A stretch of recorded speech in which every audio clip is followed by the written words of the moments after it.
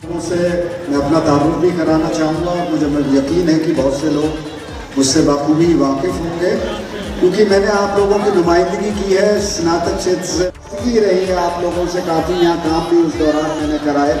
Mrs Shrimati Louis Khurshid ने की mark जो उन्होंने कहे और सलमान खुर्शीद जी की जानिब से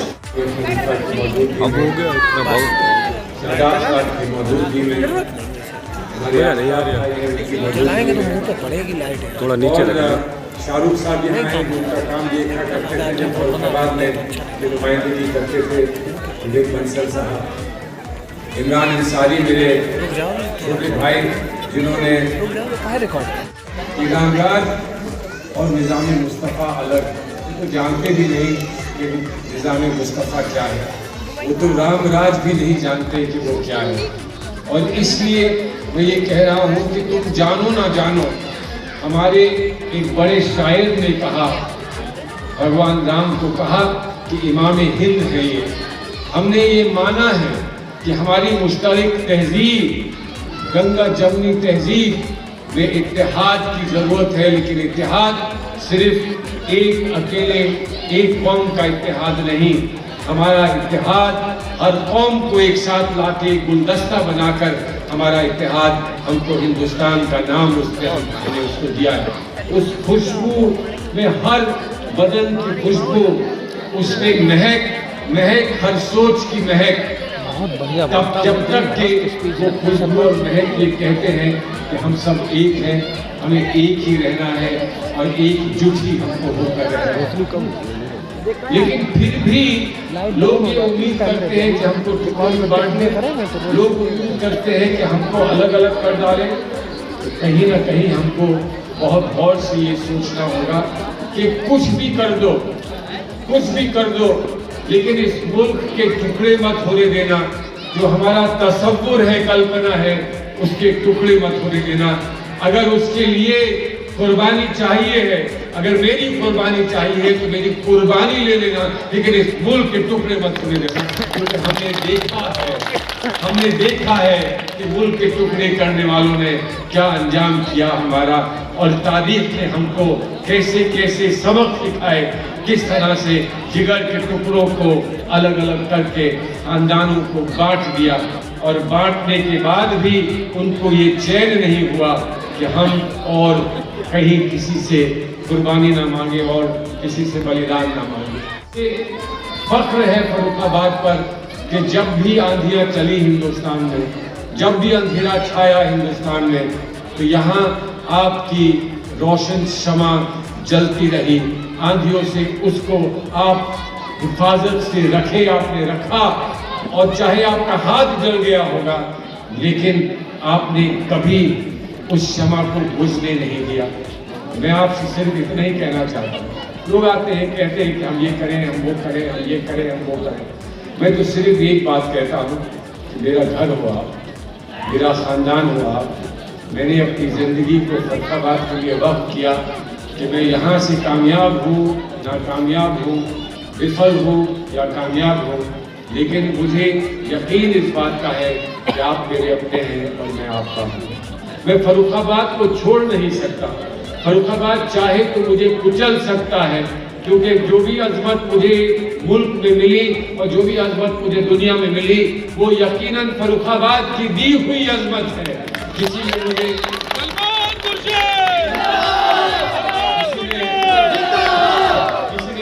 ओथ दिलाया होगा, किसी ने मुझे खड़ा करके आगे बढ़ाया होगा, लेकिन जब भी मैं कहीं खड़ा हुआ, जब भी मैं कहीं पहुंचा, तो इसलिए कि मेरे दिल पर और मेरे जिस्म पर मोहर लगी हुई थी फर्रुखाबाद की। जब हालात बहुत खराब थे, मुझे तो आज वो नज़ारा याद आ रहा है। आज से 20, 25, 30 साल पहले की बात है, 30-35 साल पहले की बात है, जब मेरे वालिद मरहूम खुर्शीद आलम खान साहब ने फर्रुखाबाद को सौंप कर मुझे सौंप दिया था फर्रुखाबाद को, और हालात उस वक्त बहुत नाजुक थे। उन नाजुक हालात में जब मैं यहाँ आया करता था और यहाँ पर रोज कुश्ती हुआ करती थी कि आज फलां का खेमा है तो आज फलां का खेमा है, और हम आते थे और आपके सामने हाथ फैला कर हम ये कहते थे कि हमारी जुस्तजू है कि हम आप पर कहीं आँच ना आने दें। और आपने तब मेरी इज्जत रखी थी, आपने तब मेरी इज्जत रखी जब हमारे सामने कोई रास्ता दिखता नहीं था, चारों तरफ आंधियां थी, तब आपने मेरी इज्जत रखी और आपने मुझे शोहरत दी, आपने मुझे बहुत ऊंचे पदों पर पहुंचाया। जहां भी मैं गया लोगों ने मुझसे पूछा कहाँ से हो आप, बम्बई से हो, दिल्ली से हो, कलकत्ते से हो, किसी बड़े शहर से हो? तो मैंने कहा नहीं, एक छोटा सा कस्बा है, एक छोटा सा शहर है फर्रुखाबाद, गंगा के किनारे का फर्रुखाबाद। उस फर्रुखाबाद ने मुझे नवाजा है, उस फर्रुखाबाद ने मुझे सब कुछ दिया है।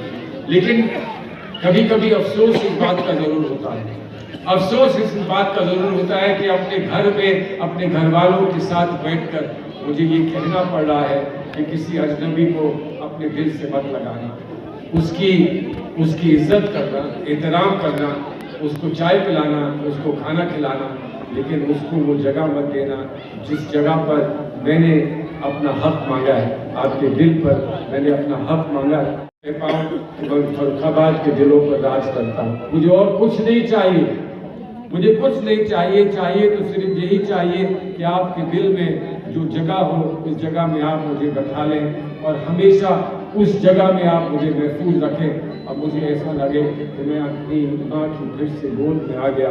जो दिल की धड़कन हो, वो माँ के दिल की धड़कन मुझे बार बार ये बताए कि तुम हमारे हो, अपने हो, हमारे बन के रहोगे तो हम भी तुम्हारे हमेशा बन के रहेंगे। आपसे इल्तिजा है इस बात की, इल्तिजा है इस बात की कि आपके बहुत सारे सपने हैं, मैं बहुत कम काम आपके लिए कर पाया हूँ। कम इसलिए कह रहा हूँ कि जहाँ गंगा बहती हो, जहाँ गंगा बहती हो वहाँ एक गिलास पानी पिला देना कौन सी बड़ी बात, कौन सी बड़ी बात है। लेकिन आपने अगर प्यास में एक गिलास पानी मांगा और मुझे भी प्यास लगी हुई तो मैंने हमेशा ये सोचा कि वो गिलास पहले आपके बच्चों को पिला दूँ, वो पानी मैं आपको पिला दूँ, उसके बाद फिर कहीं अपनी प्यास की खबर रखूँगा, अपनी प्यास की खबर लूँगा। तो आज सिर्फ इतना ही कहना चाहता हूँ कि कुछ उसके लिए फर्रुखाबाद मुझे एक मौका दे, लेकिन उसके लिए हम निज़ाम एक ऐसा अपने मुल्क में बना सकें, उत्तर प्रदेश में और हिंदुस्तान में निज़ाम एक ऐसा बना सकें कि मेरे ख्वाब की ताबीर, मेरे ख्वाब को पूरा करने के लिए मैं वहाँ से ताकत ला के दे सकूँ। जब बिजली घर में बिजली ही नहीं बन पाती है तो मैं तार जोड़ भी दूँ तो वो बिजली हमें पहुँचेगी कैसे, मिलेगी कैसे? उस बिजली घर तक मुझे पहुँचा दीजिए एक बार, और उस बिजली घर में पहुँचाने के लिए तार खींचने का काम इसी चुनाव में हुआ है। उस बिजली घर तक पहुंचाने के लिए रास्ता बनाने का काम इसी चुनाव में होगा और यहाँ से हम चलेंगे।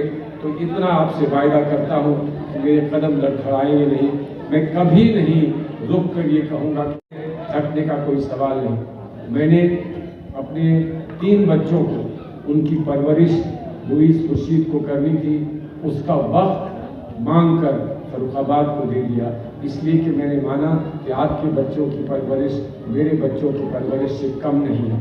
मेरे बच्चे आज घूम रहे हैं आपके बीच में, मेरे बच्चे जफर और उमर घूम रहे हैं। एक लड़का मेरा यहाँ है नहीं, लेकिन 2 बच्चे मेरे घूम रहे हैं। कभी उफ नहीं किया, कभी शिकायत नहीं की, कभी ये नहीं कहा कि हमारी सालगिरह में आप यहाँ नहीं थे, फर्रुखाबाद में थे।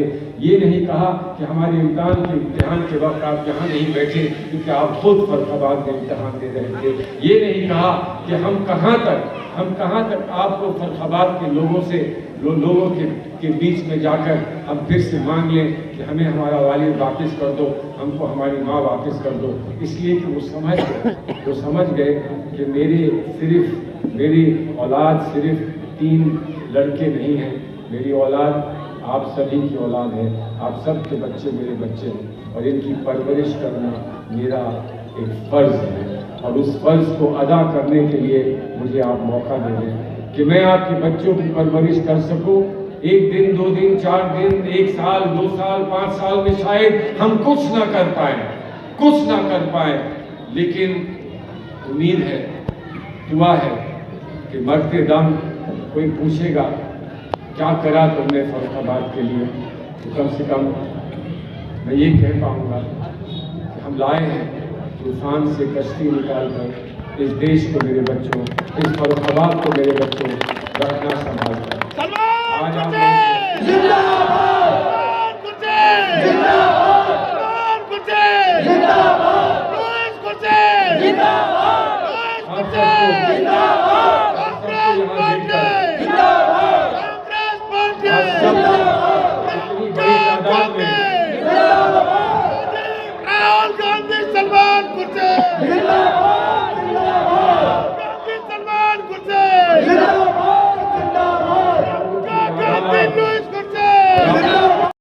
उत्तर प्रदेश के सीएम योगी आदित्यनाथ ने एक ट्वीट किया था, भाई बहन के आपसी विवाद के कारण कांग्रेस की नैया डूब जाएगी, जिस पे आज प्रियंका गांधी ने पलटवार किया है। तो क्या लग रहा है कि सीधा सीधा अटैक मुख्यमंत्री योगी आदित्यनाथ कर रहे हैं?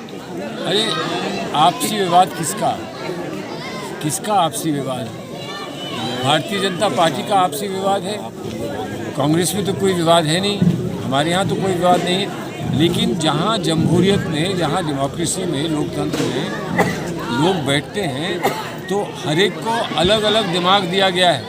ऊपर वाले ने हर एक को अलग अलग दिमाग दिया गया है और किसी दिमाग में ये नहीं लिखा है कि तुम्हें सोचना नहीं है। तो हर एक सोचता है, अपनी बात कहता है, सामने रखता है, गुफ्तगू होती है, संवाद होता है और उस पर फिर एक फैसला होता है कि हम सबको मिलकर क्या करना है, हम सबको मिलकर क्या करना है। तो इस तरह के ट्वीट करने का क्या फ़ायदा है? इस वक्त सवाल है भूख और प्यास का, इस वक्त सवाल है रोज़गार का, इस वक्त सवाल है नौकरी का, इस वक्त सवाल है आपकी सेहत की किस तरह से देखभाल हो, इस वक्त सवाल है कि आपको शिक्षा कैसे प्राप्त हो, इस वक्त सवाल ये है कि किस तरह से हम अपनी बहनों को, बेटियों को उत्तर प्रदेश की सड़कों पर सुरक्षित करें। इस वक्त सवाल इस बात का है, सवाल इस बात का है कि किसान भूखा मर जाएगा तो क्या होगा। सवाल इस बात का है कि जो लोग कोरोना से पीड़ित हुए और जिन्होंने अपने परिजन खोए उनको कोई मदद क्यों नहीं मिली। सवाल इस बात का है कि पहले से कोरोना से बचने का इंतज़ाम क्यों नहीं हुआ। और सवाल इस बात का है कि जो लोग कोरोना में हमसे चले गए, हमें छोड़ के चले गए, उनकी लाशों को हमने गंगा में क्यों बहाया। सवाल इस बात का है। इनका जवाब तो कोई देता ही नहीं है। ये तो बात वो करते ही नहीं है, तो क्यों नहीं करते, ये बात समझ में नहीं आती। प्रियंका गांधी सिर्फ इतना ही कहती हैं कि आओ विकास पर हमसे बात करो, आओ हमसे बहस करो विकास पर, आओ हमसे बहस करो हम किस तरह से देख रेख और देखभाल हर इंसान की करेंगे, इज्जत हर इंसान को देंगे, औरत को देंगे। इस पर कोई चर्चा नहीं। सर आपसी विवाद को लेके वो क्यों उंगली उठा रहे हैं, क्यों ट्वीट कर रहे हैं इस तरह के? अरे आपसी विवाद क्या, उनके पास कुछ कहने को नहीं है, कुछ कहने को नहीं है। कभी वो बात करते हैं 80-20 की, कभी वो बात करते हैं चर्बी उतारने की, कभी वो उतारते हैं बात करते हैं गर्मी को ठंडा कर देने की। तो आपसी विवाद की भी बात करें, कोई और वो बात करें, लेकिन जो बुनियादी ज़मीन की हकीकत है उस पर वो कुछ कहते नहीं। क्यों नहीं कहते, ये बात समझ में नहीं आती। सर एक और आखिरी सवाल है, सुप्रीम कोर्ट ने कड़ी फटकार लगाई है उत्तर प्रदेश सरकार को। जो CAA में जो नोटिस जारी किए गए थे उनको तत्काल प्रभाव से वापस लेने का निर्देश दिया गया, नहीं तो सुप्रीम कोर्ट उनको रद्द कर देगा। तो क्या लग रहा है, कड़ी फटकार लगी है सरकार को? कोई तो है पुरसाने हाल। जब हमारे मुल्क में सुप्रीम कोर्ट है, जिस सुप्रीम कोर्ट के लिए इन लोगों ने कहा था कि जो सुप्रीम कोर्ट कहेगी वही हम मानेंगे, उस सुप्रीम कोर्ट को एक मामले में, अगर अयोध्या के मामले में उस सुप्रीम कोर्ट को माना, तो जब सुप्रीम कोर्ट यहाँ एक आदमी की, औरत की इज्जत की बात करता है और उनकी आज़ादी की बात करता है और उनकी आज़ादी से अपने ख्याल पेश करने की बात करता है, तो फिर सुप्रीम कोर्ट से ये क्यों सवालिया निशान करता है। अब तकलीफ इसलिए है कि अब वो वहीं खुद पहुंच रहे हैं, वहीं उनको जाना है। मतलब मुद्दों से हट रहा चुनाव, या पहले चरण के जो इनके पास तो मुद्दे कभी थे ही। पहले चरण का जो रुझान है उसके बाद में एजेंडा बदला है भाजपा का। एजेंडा तो बदलता जाएगा, जैसे आगे की बात आती जाएगी और आगे के चरण आते जाएंगे, वो सब कुछ भूल भाल के पागलों की तरह बात करना शुरू कर देंगे कि उनके पास कोई ठोस बात कहने के लिए है नहीं, उनके रिकॉर्ड में कोई ठोस बात दिखाने के लिए है नहीं, इसलिए उनके पास कोई विकल्प ही नहीं है, उनको यही कहना, यही करना है। कमालगंज आपका क्षेत्र रहा है, कमालगंज में कभी हिंदू मुस्लिम ऐसी चीज़ रही फर्रुखाबाद में? नहीं, तो कभी नहीं रही। हमारे पूरे फर्रुखाबाद में हिंदू मुसलमान की बात कभी नहीं हुई। हम तो इस बात का सम्मान करते हैं कि हिंदू अपने धर्म पे चलता है, आस्था पे चलता है, मुसलमान अपने ईमान पर चलता है, अपने यकीन पर चलता है, अल्लाह ताला और भगवान पर तो चलने वाले। मुख्यमंत्री को कैसे दिखने लगा कि कमालगंज को पाकिस्तान बनाए, इस्लामाबाद बनाया जा रहा था? अब पता नहीं वो कभी पाकिस्तान गए हों तो पता चलेगा कि उन्होंने पाकिस्तान में क्या देखा था। हमने तो देखा नहीं, तो हम नहीं जानते हैं। हमने हिंदुस्तान देखा है और हिंदुस्तान हमको चारों तरफ दिखता है। कमालगंज में भी दिखता है, फर्रुखाबाद में भी दिखता है, कायमगंज में भी दिखता है और जगहों पर भी, हमारे आस पड़ोस की सभी जगहों पे हमारा हिंदुस्तान दिखता है। और हमको अपने हिंदुस्तान से क्या इसे एक शब्द दो शब्द कहा जाए? क्या इसे बौखलाहट है, खिसियाहट है, क्या कहा जाएगा एक शब्द में, दो शब्द में? इसमें ये कहा गए से कि बड़ी दयनीय स्थिति है। जब कोई बीमार होता है तो उससे कोई सख्त बात उसके बारे में नहीं कहते। जब कोई बीमार होता है तो उसके लिए दुआ करते हैं, प्रार्थना करते हैं कि भगवान सद्बुद्धि दे, इसको ठीक कर दे, इसको जल्द अच्छा कर दे, अल्लाह ताला इसकी खैरियत रखे, ये दुआ की जाती है। तो ऐसे इंसान के लिए, अगर वो इंसान है तो उनके लिए यही दुआ कर सकते हैं।